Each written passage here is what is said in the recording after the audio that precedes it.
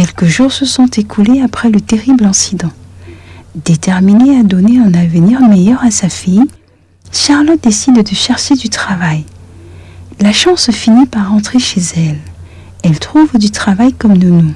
Deva est originaire de la région du nord-ouest de Cameroun, à Bamenda. Elle s'exprime en anglais et en français. Son époux, Lionel, vient du littoral. Ce couple heureux est à 10 ans de vie commune.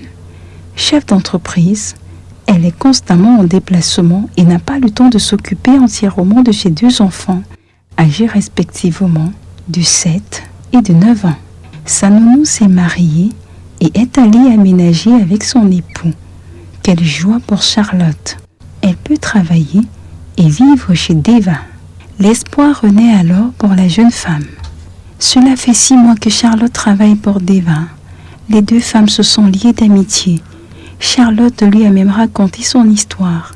Deva est tellement émue qu'elle décide de considérer Charlotte comme sa petite sœur et de la protéger, elle et sa fille.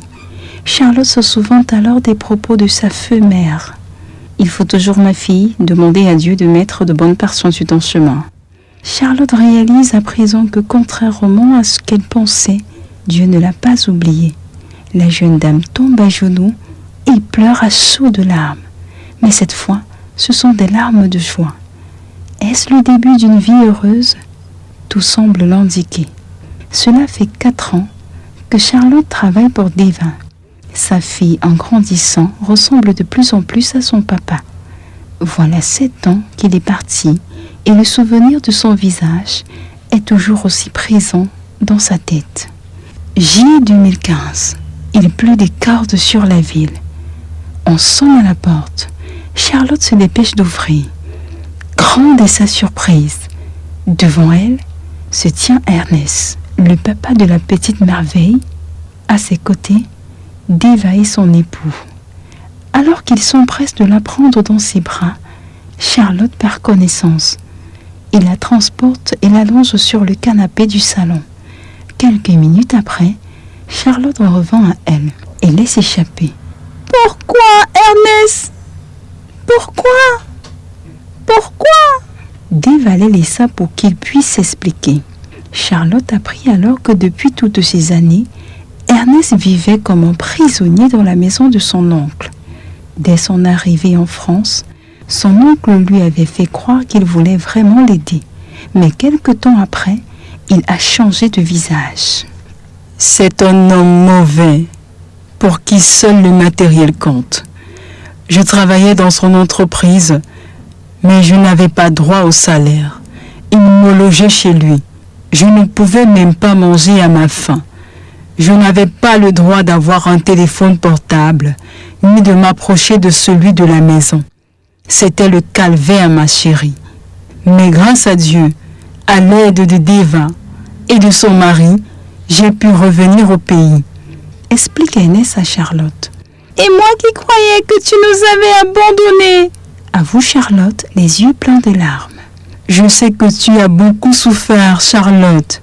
Deva m'a tout raconté. Je suis si désolée. Pardonne-moi. C'est à moi de te demander pardon, Ernest. Ernest la prend dans ses bras, ainsi que leur fille, et dit: Le plus important, c'est que nous nous sommes retrouvés. Dieu soit glorifié. Soudain, une voix se fit entendre. Oui, ma chérie, lorsque tu m'as raconté ton histoire, je me suis promise de te venir en aide. Mais je ne pouvais pas t'en parler avant d'être sûre que ça réussirait. J'ai parlé avec mon mari et heureusement, il connaît l'oncle d'Ernest. Ils font des affaires ensemble. Déclare Deva. Charlotte se dirige vers Deva et l'embrasse en lui chantant des tonnes de merci. Après ces retrouvailles, Deva organisa une grande fête en l'honneur de Charlotte et de sa famille. Après tant de malheurs, parfois parsemés de moments de joie, Charlotte peut enfin vivre le vrai bonheur. Elle a trouvé une sœur qu'il aime, un beau-frère extraordinaire, un mari qu'il adore, une fille qu'elle aime plus que tout sur cette terre. Et par-dessus tout, elle travaille dans l'entreprise de Diva. Ici s'achève mon roman Les Sœurs de la tragédie. Merci à tous et à toutes de l'avoir suivi. Surtout, n'oubliez pas de vous abonner.